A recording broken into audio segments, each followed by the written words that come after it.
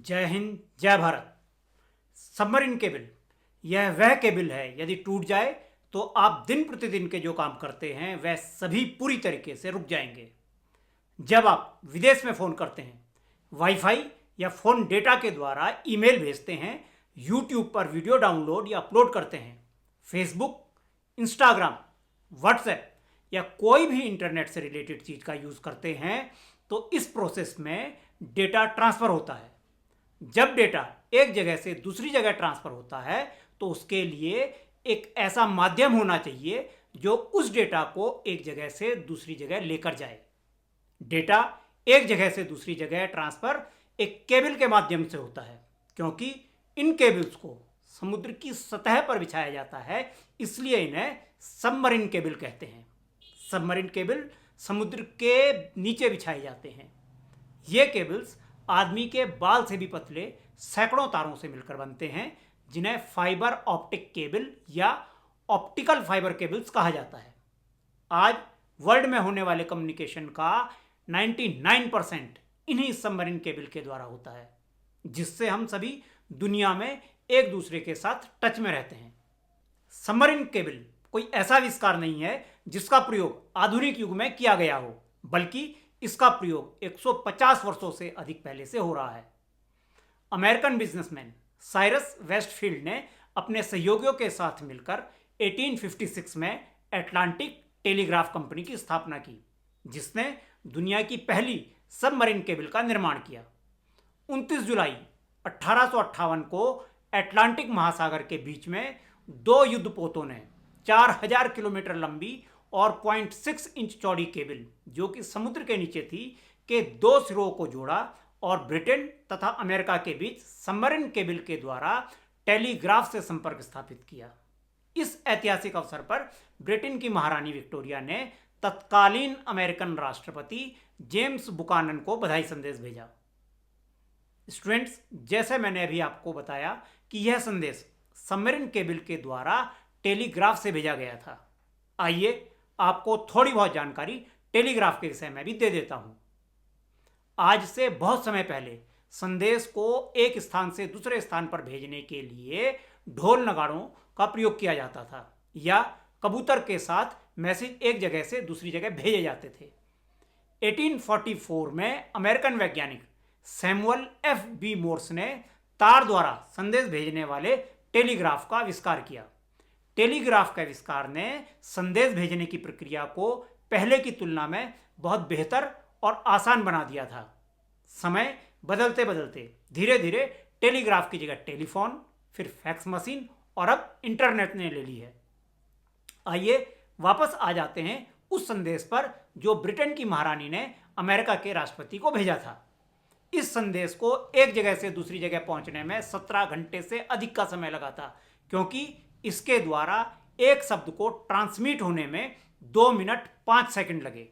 इसके बाद 1866 में एक नया सबमरीन केबल डाला गया, जिसमें 1 मिनट में 6 से 8 शब्द ट्रांसमिट हो रहे थे। पहली सबमरीन केबल डालने के लगभग 100 वर्ष पश्चात 1956 में trans Atlantic telephone cable TAT-1 डाली गई। 1980 के दशक में फाइबर ऑप्टिकल केबल विकसित हुई, जो 1988 में पहली बार सबमरीन केबल में ऑप्टिकल फाइबर का प्रयोग किया गया तथा इसे TAT-8 नाम दिया गया, जिसने दूर संचार क्षेत्र को पूरी तरह से बदल दिया। TAT-8 प्रति सेकंड 280 मेगाबाइट की स्पीड से डेटा ट्रांसफर कर रहा है, जो कि औसतन अमेरिकन इंटरनेट स्पीड का लगभग 15 गुना है। और 2018 में स्पेन और अमेरिका के बीच सबमरीन केबल डाली गई, जिसकी स्पीड प्रति सेकंड 160 टेराबाइट है, जो कि अमेरिका के घरों में यूज होने वाली इंटरनेट स्पीड से 16 लाख गुना तेज है। और यह प्रति सेकंड एक ही समय में 71 मिलियन हाई डेफिनेशन वीडियो प्रसारित करने के लिए पर्याप्त है। जैसे जैसे इंटरनेट का बहुत अधिक यूज हो रहा है, वैसे वैसे पानी के नीचे अंडर वाटर केबल्स में यात्रा करने वाले डेटा की मात्रा भी बहुत तेजी से वृद्धि हो रही है, क्योंकि सबमरीन केबल के द्वारा दूरसंचार कंपनियां, मोबाइल ऑपरेटर, बहुराष्ट्रीय ऑर्गेनाइजेशन, अलग अलग सरकारें कंटेंट प्रोवाइडर और अनुसंधान संस्थाएं दुनिया भर में डेटा को इधर उधर भेजती हैं। आज दुनिया भर में लगभग 400 अंडर वाटर केबल्स कार्य कर रही हैं, जो लगभग 10 लाख किलोमीटर से अधिक की लंबाई में फैली हुई हैं।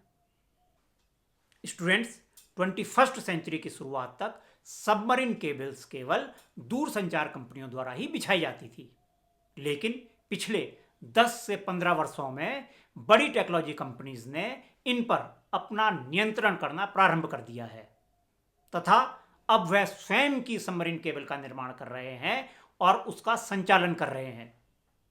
गूगल, माइक्रोसॉफ्ट, अमेजॉन और फेसबुक प्रत्येक के पास दुनिया भर में कई केबल्स हैं और वे केबल्स को लगातार बनाए रखने और अपग्रेड करने के लिए विभिन्न देश में सरकारों के साथ काम करते हैं।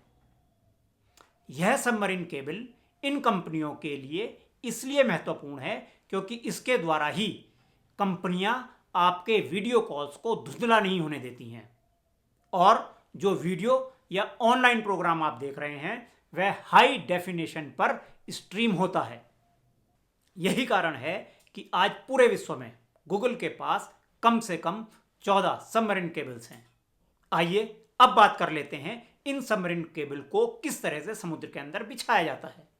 सबमरीन केबल बिछाने के लिए सबसे पहले एक ऐसे रास्ते को चुना जाता है जिसमें केबल्स बिछाते हुए किसी तरह की कोई प्रॉब्लम ना आए तथा यह काम नेवल चार्ट को देखकर किया जाता है क्योंकि केबल्स चट्टानों आदि की अपेक्षा फ्लैट समुद्र तल पर ज्यादा सुरक्षित रहती हैं।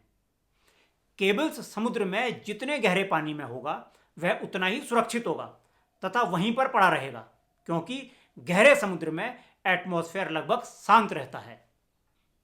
सबमरीन केबल समुद्र में बिछाने से पहले एक शिप भेजा जाता है जो कि उस क्षेत्र में स्थित समुद्र तल का मैप बनाता है क्योंकि केबल बिछाने के लिए मार्ग की योजना बनाते समय कई चीजों को ध्यान में रखा जाता है, जैसे कि केबल बिछाने वाले मार्ग पर मछली पकड़ने वाली नौका या मिलिट्री एक्टिविटी से समुद्र तल में कोई डिस्टरबेंस तो नहीं हो रहा है या कहीं पर कोई ज्वालामुखी का क्षेत्र तो नहीं है।